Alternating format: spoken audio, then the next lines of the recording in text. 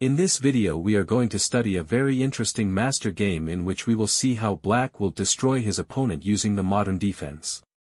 The game started with the moves e4, g6, the modern defense.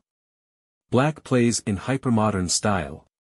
His idea is to develop his king-bishop on the g7 square, where it will be very well positioned, since it will exert pressure in the center. White played d4, occupying the center with his pawns. Black played bishop g7, developing his king-bishop and occupying the large diagonal of dark squares, where it will be very well positioned, since it will attack the opponent's pawn center. White played bishop e3, developing the queen-bishop and reinforcing the defense of the d4 pawn. White's plan is to continue with moves like queen d2, to then prepare to invade in the future with his bishop on the h6 square and attack on the king side. Black played d6, strengthening the defense of the e5 point and allowing the development of the queen's bishop. White played knight c3, developing his queen's knight to its natural square and increasing control over the central squares. Black played a6, taking control of the b5 square and preparing to advance b5 and gain space on the queen side, in order to prepare for counterplay on this flank.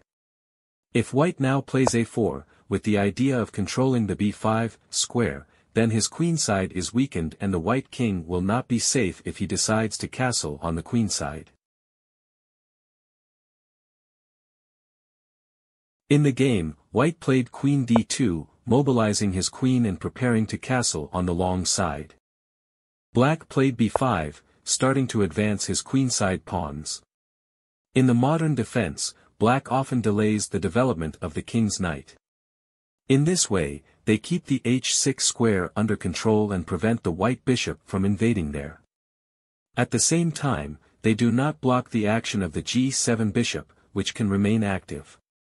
Black's plan is to develop his queen's bishop on the b7 square, his queen's knight on the d7 square and prepare the breakthrough in the center with c5, in order to attack in the center and the queen side. White played h4, with the idea of continuing with h5 and attacking on the king side. Black answered h5, stopping the advance of the white pawn to avoid a possible attack by the opponent. White played f3, reinforcing the defense of the e4 pawn and preparing the move g4, with the idea of attacking on the king side. Black played knight d7, developing his queen's knight and preparing the break in the center with c5. Note how Black deliberately delayed his castling, to avoid offering the opponent an attacking objective. White played knight h3, developing his king's knight without obstructing the action of the bishop on f1. The white knight can go to g5 or f4, to attack on the king side, or it can also go to the f2 square, from where it will support the break on the king side with g4. Now, Black could play the c5 move, to attack the opponent's pawn center. In the game, however, Black played knight b6, freeing up the action for his queen's bishop and preparing the d5 move, with the idea of blocking the game in the center. White played knight g5, invading the enemy's field with the knight with the idea of putting pressure on the king side. This knight is very difficult to expel, since the f6 move would leave many weaknesses in Black's pawn structure. Black played d5, placing a pawn in the center, with the idea of closing the game in the center. White castled on the queen side.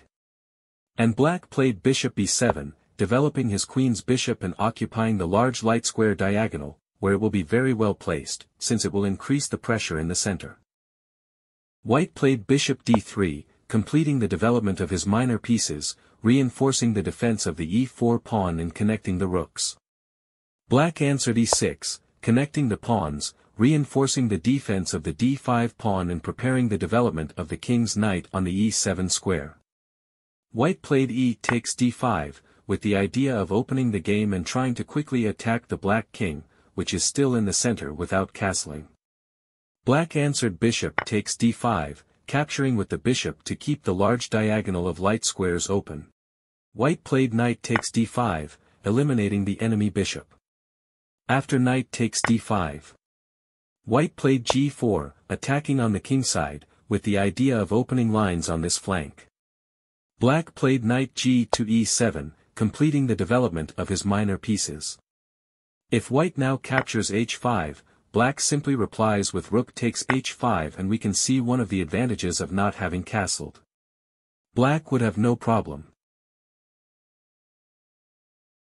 In the game, after the knight moved to e7, white played king b1, placing his king on a safer square, before starting the kingside attack. Black replied with c6, reinforcing the defense of the d5 point and freeing up the passage to be able to move his queen to attack on the queenside. White played bishop f2, removing his bishop from the enemy knight's line of attack, to prevent it from being captured, and preparing to look for a better diagonal for the bishop. Black played b4, advancing his pawns on the queenside, with the idea of attacking white's castling. If white now makes the move bishop g3, black would play queen b6, moving his queen to the attack on the queenside and attacking the d4 pawn. Black would have the advantage. In the game, white played rook h to e1, activating the king's rook and occupying a central file, aiming against the opponent's king. Black played queen b8, taking control of this diagonal and aiming against the opponent's king. The immediate threat is knight c3 check, which would win. White played king a1, removing his king from the opponent's queen's line of attack, to avoid any tactical threat. Black played a5, continuing to advance his pawns on the queenside. Black is slowly making dangerous advances against the enemy's castling, while white has no clear attacking objective, since the black king has not yet castled. White played bishop c4, attacking the black knight in the center and opening up the d3 square for the queen. Black played a4, continuing the advance of his pawns on the queenside. White played queen d3, aiming against the g6 point. But the g6 pawn is perfectly defended by the knight from e7. Black played a3, with the idea of opening lines on the queenside and attacking the white king. White played b3, with the idea of keeping the lines closed and avoiding exposing his king. Black played rook a7, with the idea of gaining mobility with his rook and reinforcing the defense of the 7th rank. White played bishop takes d5, eliminating the black knight in the center. Black recaptured on d5 with the pawn. Now, black will be able to press along the c-file. If white now sacrifices his knight with knight takes e6, black responds f takes e6. After rook takes e6. Black can castle to get his king out of the center and put him in safety. Now, the utility of having made the move rook a7 is seen, since the black knight and the 7th rank are perfectly defended. After for example g takes h5. G takes h5. Rook g1. Black can play queen f4, threatening to capture the f3 pawn. Black repels the attack and will be able to assert his material advantage. In the game, white played rook c1.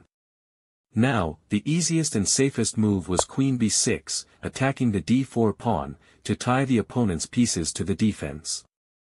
Then they can continue with the maneuver rook to c7 to c3, etc. Black would already have an advantage.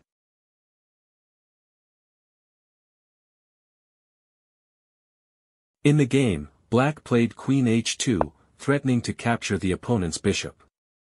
White answered rook e2 to defend his bishop. Black played h takes g4. If now white captures on g4, black can play queen f4, threatening to capture the c1 rook and the g4 pawn. After rook g1 to defend the rook and the pawn. Black can play rook takes h4 and is much better off. For example, after bishop takes h4. Black plays queen takes d4 check. After queen takes d4. Black plays bishop takes d4 and wins. In the game, after h takes g4. White played queen b5 check. Black answered king f8. White played f takes g4, with the idea of opening the f-file to try to attack the black king. Black played queen f4, attacking the rook on c1 and also attacking the pawn on d4. If white plays rook d1 to defend his rook and defend the pawn on d4. Black can play bishop f6, attacking the enemy knight and opening the g7 square for the king. Black has very good play. In the game, white played king b1 to defend his rook and bring his king closer to the center. Black played bishop f6, attacking the enemy knight and opening the g7 square for the king. White played queen takes b4, capturing a pawn and reinforcing the defense of the d4 pawn. Black played king g7, with the idea of bringing the king's rook into play and moving it to the queenside to attack there.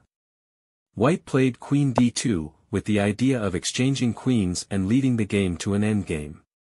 Black played queen takes g4, avoiding the exchange of queens and capturing a pawn to recover the material. White played rook g1 attacking the black queen.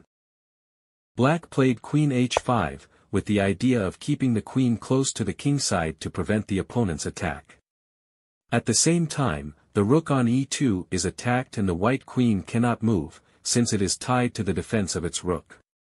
White played rook e to e1, to place its rook on a safer square and free its queen from defensive duties so it can move freely. Black played knight f5, activating the knight. White played queen f4. Black replied rook c8, with the idea of doubling the rooks on the c-file. The kingside is perfectly safe and black is preparing to counterattack on the queenside. White played rook d1, to reinforce the defense of the d4 pawn. Black played rook to c7, doubling the rooks on the c-file and threatening to capture the c2 pawn. White played rook d2, to defend the c2 pawn. Black played rook c3, invading with the rook through the holes between the opponent's pawns. White played rook g to d1, bringing the other rook closer to the center. But this move is a mistake, since black played rook takes c2 and white resigned. Since in case of rook takes c2, black plays queen takes d1 check and wins. A very instructive game in which we have seen how black used the modern defense. White prepared to attack with the typical attacking scheme with bishop e3 and queen d2. But black avoided castling, so as not to offer attacking objectives to the opponent. And they gradually advanced their pawns on the queenside, to prepare the counterplay on that flank. Black nullified any attempt by their opponent to attack and was able to organize a strong attack against the opponent's king, which allowed them to win the game.